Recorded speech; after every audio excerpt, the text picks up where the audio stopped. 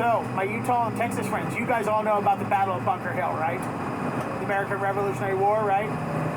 The rest of you guys don't know about it. Oh my God, check this out. If you look right out here, you will see the Battle of Bunker Hill Monument commemorating the second battle in the American Revolutionary War, the bloodiest battle. See that big tall building right there past the trees? That is the Bunker Hill Monument. They don't teach you anything about the American Revolutionary War in the UK, do they? No? What do they teach you? It's like, it was a war, we lost it, didn't want the land anyway, moving on. That's actually it, right? They should tell you about the Battle of Bunker Hill. Here's what happened. The night before, June 17, 1775, after suffering a defeat in the first battle of the American Revolutionary War, the British lost the Battle of Lexington and Concord.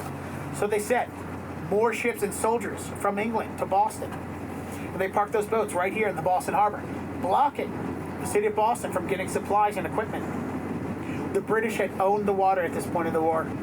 If they could come on the land and take a piece of land, they could effectively end the Revolutionary War before it truly began. The rebels here, calling themselves the Sons of Liberty. Sorry, I can't do it. Even all year, Sons of Liberty is what the rebels might never call themselves. It's such a silly name. Sons of Liberty here, we're here to protect your liberty. They sound like superheroes who dedicate themselves to making handicap ramps, right? Sons of Liberty, everyone should be able to roll through. Anyway, so the Sons of Liberty knew that the British were going to come onto Charlestown, where that monument is located, and take Bunker Hill for a strategic military position. The rebels beat them to the punch. So in the morning of June 17, 1775, the British woke up on their boats, wiped the crust out of their eyes, stepped onto the poop deck, looked over the bow, and they saw fortifications on Bunker Hill that was not there the night before.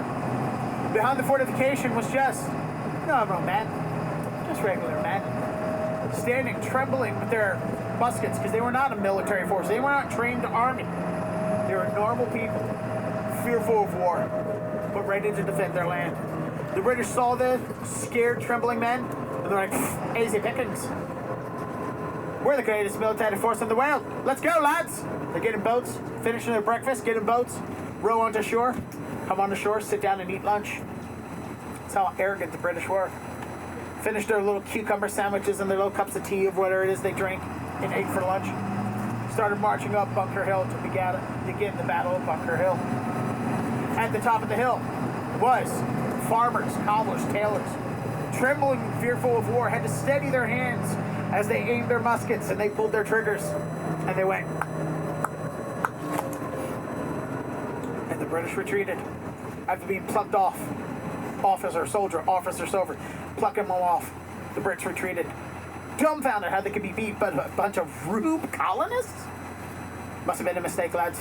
We won't do it again. Gather around. We're going to take the hill again. Starts marking up the hill a second time. At the top of the hill were butchers, bakers, candlestick makers. Fearful of war, who steadied their trembling hands to aim their muskets, pulled their triggers. And it went. They plucked off more British soldiers and British officers. The Brits retreated a second time. Called for reinforcements from the ships. More soldiers came over. They started marching the hill the third time, now with confidence of defeating the greatest military force in the world, the British Army. These rebels confidently leaped over their their fortifications with their muskets, aimed and fired. When they pulled their trigger, the rebels' muskets went click, click, click. Out of ammunition. The rebels retreated and the British won the Battle of Bunker Hill. Now, for you see, this was not a loss for the rebels, though, because they had successfully defended this land, their land, against the greatest military force in the world, not once, but twice.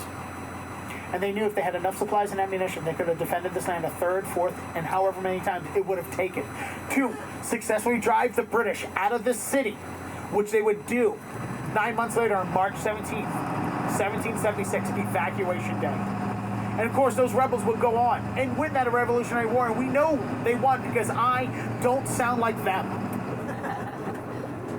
The reason why we call it the bloodiest battle is because the rebels, while outnumbered 3-1, managed to kill more British soldiers and officers than they lost on their own side.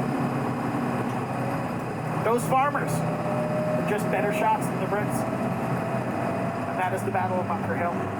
Hey, ho!